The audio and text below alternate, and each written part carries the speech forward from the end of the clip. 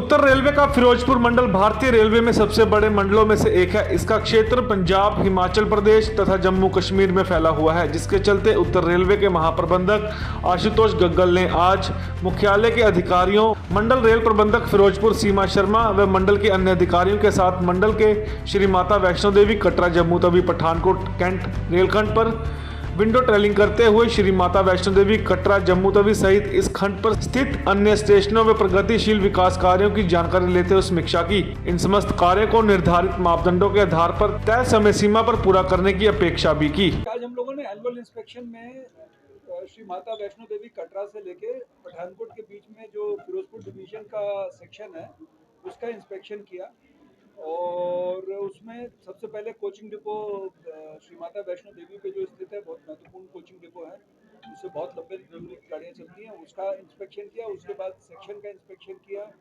उसमें महत्वपूर्ण स्टेशन जैसे मनवाल, फिर जम्मू, और उसके बाद एक ब्रिज बन रहा है, आपको मालूम होगा, रावी नदी पे, जिससे ये पूरा सेक्शन पठानकोट से जम्मू के बीच में डबल लाइन हो जाएगा। तो इस ब्रिज को हम लोग चेष्टा कर रहे हैं कि अगले 10 एक दिन में हम लोग 15 तारीख को CRS इंस्पेक्शन की डेट रखी है, तो आशा है कि हम उस डेट को पे सेक्शन को पूरी तरह डबल करके ब्रिज को कमीशन कर पाएंगे। तो ये मोटे तौर पे ये कार्यकलाप देखिए सर। कोरोना काल के देखिए, हमें जो सुजानपुर में लोगों ने जो अपना मांग पत्र दिया है और उससे पहले मनवाल में भी कुछ लोग मिले थे, उन्होंने दिया था, तो इन सबको हम लोग अपने कमेंट्स के साथ रेलवे बोर्ड को दे देंगे और रेलवे बोर्ड इन पे फिर पैन इंडिया बेसिस पे उस पर व्यू लेगा। सर पंजाबी में कब तक नहीं, हम लोगों ने जो किराया रेलवे बोर्ड ने निर्धारित किए उसी हिसाब से लिए जा रहे हैं। बाकी उसमें ये थोड़ा विस्तार से बता पाएंगे आपको। नहीं, जो सर कोरोना काल के बाद बढ़ाया था वो तो वापस ले लिया गया है। स्पेशल ट्रेनों पर अभी भी चल स्पेशल ट्रेनें जो हॉलिडे स्पेशल चलती हैं वो कोरोना से पहले भी उनके ऊपर एक्स्ट्रा फेयर लिया जाता था और वही है सिर्फ गाड़ियाँ जो रेगुलर गाड़ियाँ थी उनके ऊपर नॉर्मल फेयर लिया जा रहा है। जम्मू कश्मीर क्या पोजीशन है? देखिए, जम्मू कश्मीर में जो अभी सेक्शन बचा हुआ है वो कटरा से लेके बनिहाल के बीच का सेक्शन है, जिस पे कार्य चल रहा है। ये 111 किलोमीटर का सेक्शन है, जिसमें 97 किलोमीटर की टनल्स हैं, करीब 70-75 किलोमीटर की एस्केप टनल्स हैं और 7 किलोमीटर ब्रिज है। तो ये आंकड़े मैंने आपसे इसलिए शेयर किए कि ये दर्शाता है कि ये बहुत अपनी तरह का एक विशेष सेक्शन है और बहुत जटिल कार्य है। इसमें टनलिंग का कार्य करीब करीब कंप्लीट होने वाला है।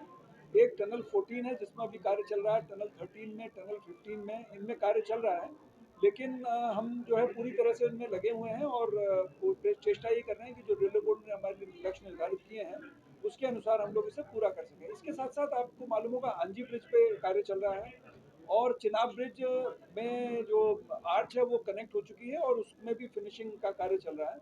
तो ये सब कार्य हम लोग चेष्टा ये कर रहे हैं कि बोर्ड ने जो हमारे लिए टाइमलाइन दी है उसके हिसाब से हम इसे कंप्लीट कर सकें। कब तक पूरा हो जाएगा जो चुनाव वाला जी? टाइमलाइन? देखिए, अभी इसमें ये अपनी तरह का बहुत जटिल प्रोजेक्ट है। ये यंग माउंटेन टाइप का है, तो इसमें बहुत रिजिड टाइमलाइन देना जो है वो संभव नहीं होगा, लेकिन जो रेलवे बोर्ड हमारे लिए टारगेट रखता है हम उसके हिसाब से कार्य करते रहते हैं। अभी पब्लिक के साथ शेयर करने के लिए अभी हमारी डेट निर्धारित नहीं हुई, लेकिन जो इंटरनल टारगेट्स है वो हम उनको ध्यान में रख के कार्य कर रहे हैं।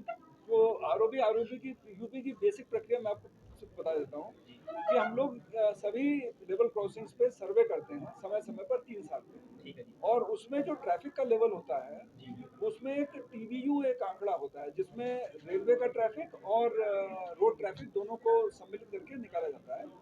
वो यदि 1 लाख से ऊपर होता है तो फिर हम राज्य सरकार को अनुरोध करते हैं कि आप इसको कॉस्ट शेयरिंग बेसिस पे सहमति दें, और यदि 1 लाख से कम होता है तो हम, अगर पब्लिक डिमांड आती है तो हम राज्य सरकार को भेजते हैं कि यदि 1 लाख से कम है तो आप यदि सहमति दें अपनी कॉस्ट पे डिपॉजिट वर्क की तरह बना सकते हैं। अभी इनमें स्पेसिफिक केसेस में हम आपसे जानकारी साझा कर लेंगे, क्योंकि मुझे जानकारी नहीं। ये बताओ, ये जो ROB हैं सर एक लास्ट है, एलिवेटेड ट्रैक का हम लोगों ने अध्ययन किया था और उसमें कुछ तकनीकी विषय हैं जिनको अभी रेलवे एग्जामिन कर रही है, क्योंकि यहाँ से एनएच के बीच में करीब 6 या 7 लेवल क्रॉसिंग है। मैंने भी पिछले साल दिसंबर 20 में या उसके आसपास एक बार स्वयं भी उस सेक्शन को देखा है ट्रॉली करके। तो कुछ तकनीकी इशू हैं जिसको हम अध्ययन कर रहे हैं, उसके बाद फिर हम कोई प्रस्ताव रेलवे बोर्ड को भेजेंगे। अब ये तकनीकी इशू एक ऐसा शब्द है जो हर बार काम को डिले करता है। देखिए ऐसा होता है, बहुत हरास हो रही है इस सेक्शन को करने पर। देखिए लेवल क्रॉसिंग्स तो हर सेक्शन में है, ऐसा नहीं है कि केवल अच्छा जो आपने थोड़ी देर पहले प्रश्न पूछा था उसको चेक करके बताया कि वहाँ पे ग्राउंड वाटर टेबल ऊंची होने की वजह से आरयूबी नहीं बन पाएगा, और आरओबी को लैंड करने के लिए अप्रोचेस में जगह चाहिए होती है। वो अप्रोचेस पे वहाँ पे सेटलमेंट्स हैं, वहाँ पे मतलब कुछ व्यवसाय, लेकिन हम लोग राज्य सरकार को आप प्रस्ताव भेज दीजिए, यदि वो जमीन का अधिग्रहण कर सके तो हम लोग सर जो सुझाव था कि आप ऑपरेट हुई ना उसमें भी मैं थोड़ा मैसेज करूंगा उसके लिए ना, जो ऑलरेडी नक्शा पास हो चुका है जो आरओबी राज्य से पास हो चुका सरकार से। अच्छा, तो वहाँ पे कितने स्पैन है, कितने करेंगे वो भी है आप ये लोकल इशू हमारी जानकारी में नहीं है, लेकिन मैम ये आता और ये जो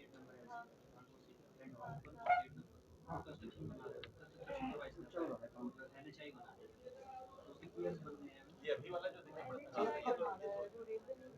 वो डायरेक्टली रेलवे परमिशन नहीं दे रहा उसको कलेक्ट करने। नहीं ऐसा नहीं होता। देखिए ऐसा है, तो एनएचआई डिजाइन बना के हम लोगों से साझा करता है, उस डिजाइन को हम रेलवे ऑपरेशन और सेफ्टी के पॉइंट ऑफ व्यू से चेक करके उनको यदि हमारा कुछ सुझाव होता है तो उनको दे देते हैं, और यदि हमें लगता है कि सही है, सेफ्टी के मानदंडों पर खरा उतर रहा है, तो हम लोग उसे अप्रूव कर देते हैं। अब इसमें चेक करना पड़ेगा, आपने प्रश्न पूछा, हम आपको कल तक इसकी जानकारी यहाँ डीआरएम ऑफिस के माध्यम से आपको दिलवा देंगे। एकदम बंदे बात चलती है जी। हाँ जी, बारे में बस एक तो ये कि रेलवे बोर्ड का मुद्दा है, तो इसमें हम जो पब्लिक रिप्रेजेंटेशन हमारे पास आते हैं वो हम रेलवे बोर्ड से साझा कर देते हैं।